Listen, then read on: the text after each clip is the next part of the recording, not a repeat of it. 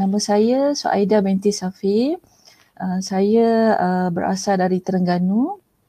Sekarang menetap di Shah Alam. Saya adalah seorang pensyarah kanan di Fakulti Undang-Undang UiTM Shah Alam. Bila PhD ni, saya dapat beasiswa SLAB sebenarnya, SLAI SLAB. So saya register PhD 2012 dah lama. 2012 tarikh dia berapa? 11 Ogos 2012, dah lama. Saya ni dah Sam Saka, saya dah semester ke-17, semester ni dah tahun ke-9 dah saya punya PhD ni. Okey, macam ni dok. Saya pada mulanya lepas saya register tu saya buat PhD secara full time lah. Sebab saya dapat beasiswa kan. Selepas saya selesai buat correction untuk saya punya proposal, saya diuji dengan ujian kesihatan.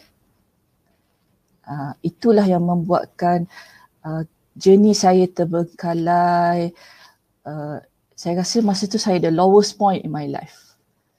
Sebab saya sakit tu, saya kalau cakap sakit tu saya sedih lah sikit kan.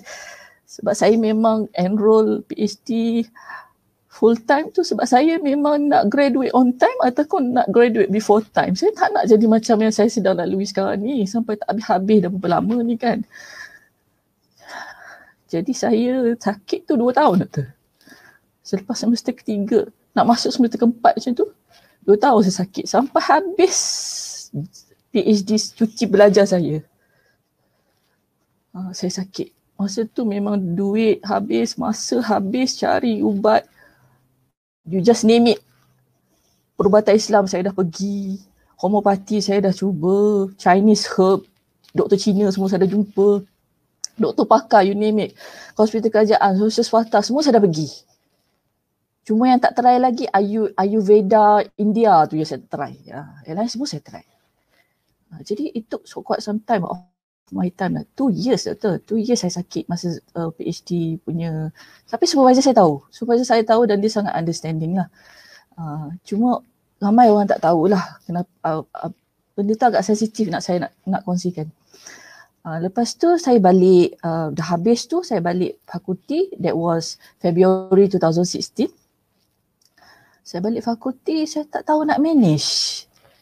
Sebab saya dah sakit lama. Jadi thesis saya dah meninggal, dah 2 tahun at least dah meninggal. Bila saya balik tu, saya macam lost dari segi thesis lah. Dari segi kerja, saya macam cuba nak cope balik budaya kerja. Lepas tu, Disember nak dijadikan nak berjumpa dengan doktor ni, Disember 2019, ada satu program UiTM anjurkan, apa nama dia? Bootcamp untuk PhD student yang staff UiTM. Dia buat dekat kami punya pusat latihan lah, dekat ILD Bandar Anstad. So saya join bootcamp tu saja je lah kan, nak jumpa orang lain yang buat PhD fakulti lain.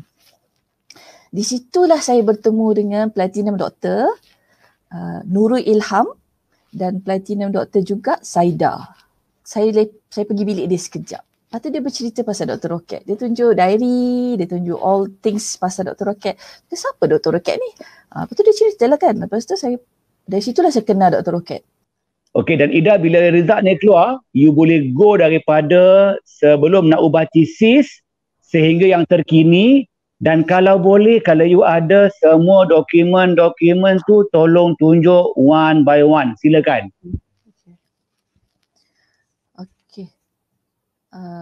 Sebelum NAT tu 156 pages tu adalah dari sebelum thesis meninggal lah. And then selepas NAT tu 159 masih maintain sebab saya tak tahu how to go about. But then after RIC1 baru saya tahu pasal first draft tu. Jadi saya sebenarnya dah ada semua chapter 1 sampai chapter 6 sampai I don't know how to go about. I mean tak kerti nak move. Jadi lepas saya dapat daripada RIC1 macam mana nak buat draft 1 tu, first draft tu, jadi saya work out benda tu, revise balik and then jadikan sampai habis chapter 6 lah. Lepas RIC tu, saya dapat draft keempat, 217 pages. And then yang terkini, saya dah tulis draft ke-9, 216 pages. Kalau doktor tengok pages tu dia macam tak banyak tau. Sebenarnya, thesis saya berevolusi memang sangat jauh berbanding dulu sebab dalam tu dah dibaiki, dia bukan hanya cut and paste, dia dah dibaiki dengan analisisnya, ada pertukaran antara chapternya. So memang saya dah nampak macam ada cahaya lah kat situ. Supervisor saya pun memang sejak saya masuk program doktor, saya lebih kerap jumpa supervisor saya, dia pun lebih banyak bagi komen pada saya.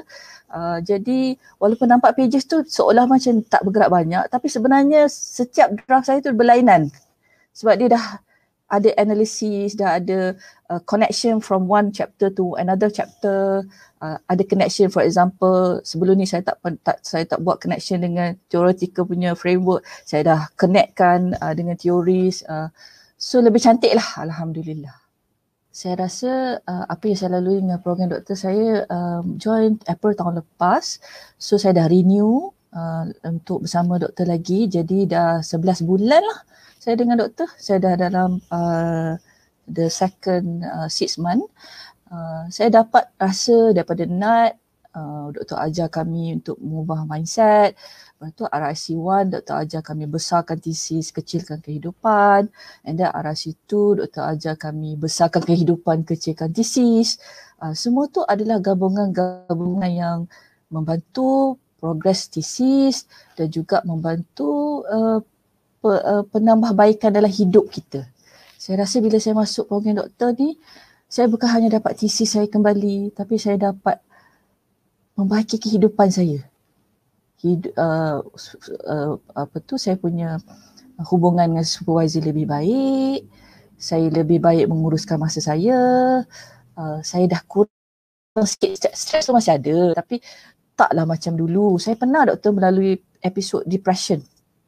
Jadi saya faham bila ada platinum doktor yang berkongsi result dia orang hari Sabtu Ahad tu yang melalui episod depression, sebab saya pernah lalu.